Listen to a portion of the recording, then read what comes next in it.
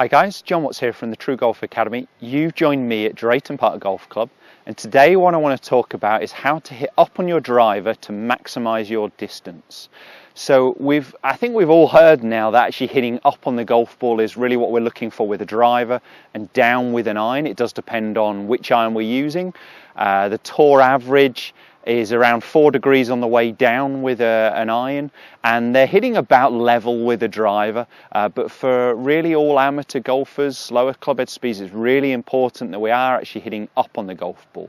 Now the reason there's a mix on the tour, and I thought it was really interesting actually, US Open coverage quite recently, where we saw Dustin Johnson and Sergio Garcia, and one of the commentators said that, or mentioned that Sergio's club head speed was actually the same or a little bit higher than Dustin Johnson's, but Dustin was hitting a good 20-30 yards further. Now a lot of that was down to the angle of attack. Dustin Johnson is hitting upwards when he's hitting a driver. He's hitting up on the golf ball by a good 2-3 degrees, whereas Sergio Garcia is actually hitting downwards on the golf ball slightly. We've seen a lot of slow-mo coverage with him with a fairway wood off the tee, and he's actually taking a bit of a divot, so he's really striking downwards on the golf ball. He's found that actually when he's hitting down and trying to hit that sort of low squeezy fade, it gets him hitting more fairways. He gives up a little bit of that distance to try and gain a bit of control. So really, if we're talking about maximizing distance, we definitely want an upward angle of attack. We definitely want to be hitting up on the golf ball, and what I want to discuss is a couple of ways we can do that. So the first thing is how high we tee the ball and where we're striking the ball on the golf club. Now I've got out here my GC2 launch monitor that will give us all the ball data, and my HMT launch monitor that measures the golf club, and that's going to show us the angle of attack, the strike location, and all that kind of data that's really important to start to understand what was going well, what wasn't going so well. So I've got a 12-degree M1 driver here. I tend to need quite a lot of loft with the TaylorMade drivers. I can get away with a bit less in the Pings and the Titleist, around 10 degrees. But in TaylorMade, they're such low spinning drivers, it works well for me if I actually increase the loft on the driver and I maximise my distance that way, getting that higher launch and that lower spin. So this is 12 degrees, but it's 12 degrees in the centre of the golf club. The club face is curved in shape. So actually at the top of the golf club, there's more loft.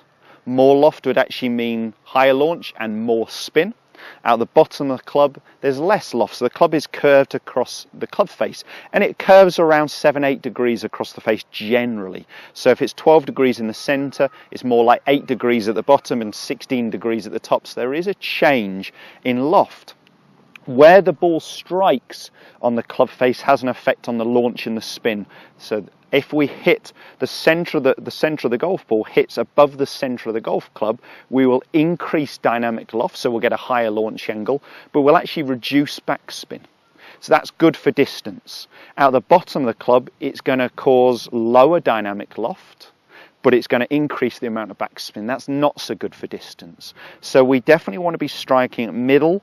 If we're going to go either way, we want to be higher than centre rather than lower than centre. Okay. The reason that some people have talked about hitting the ball more out the toe when you're trying to hit the ball a little bit further is a toey strike can produce more right to left spin for a right-handed golfer, so more draw movement, more draw spin, or an axis tilt to the left to be more official. And that will also give us an increase of distance, especially along the ground, especially with an extra bit of run. So middle is great. If we're going to be anyway, slightly high, slightly toe is a lot better than low heel. So how are we going to do that? Actually, I needed that golf ball. Chuck it away. We're going to tee the ball up. So I've got a good 1/2 to 3/4 of the ball showing above the top of the driver. So I've teed that ball up. I'm going to move that ball forwards in my stance, so it's up near my lead heel or my instep of my left foot. Okay, so the ball's way forwards there. And what I'm going to try and also do is tilt my shoulders, so my trail shoulder, my right shoulder, is sitting lower than my left. That sets my sternum behind the golf ball and encourages more of an upward angle of attack. Our sternum location is a pretty good indication of our low point of our swing. So if our sternum is behind the golf ball, we'll reach our lowest point behind the golf ball, and now the club can actually be travelling on an upward angle into the back of the golf ball. So I think I should go ahead and try and hit one here for you. So, ball up near my lead foot. Tilt my shoulders away from the target so my sternum is behind the golf ball.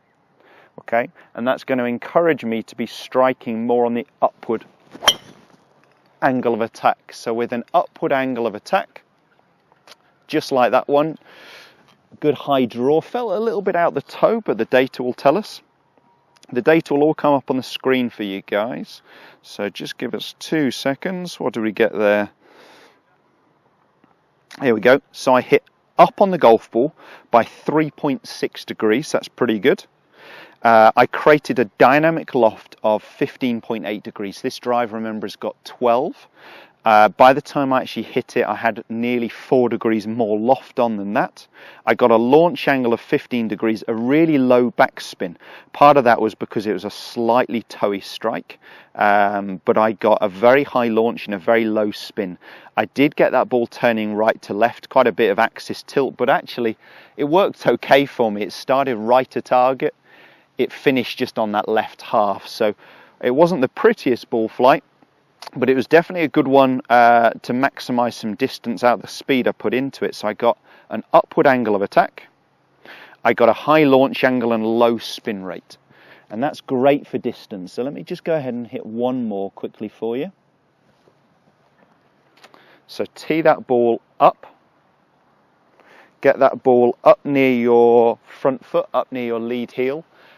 Tilt your shoulders so your right shoulder's lower than your left, your sternum is behind the golf ball, and that's going to encourage an upward angle of attack. I'll try and hit a better contact on this one.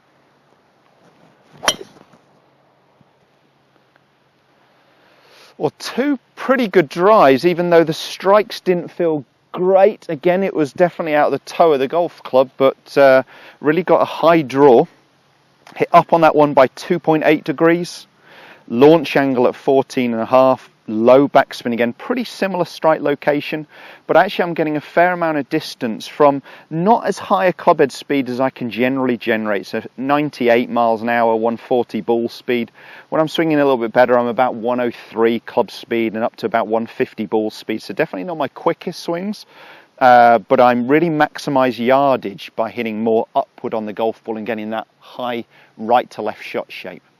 I hope that video's helped. Hope that's given you a little idea of what you can do at home and in practice to try and hit more up on the golf ball to maximize your distance, and hopefully you can take that to the course next time you get a chance to play. If that video's helped, make sure you give us a thumbs up, and if you can, subscribe to the channel. There's plenty of other content coming every Monday, Wednesday and Friday. Thanks guys.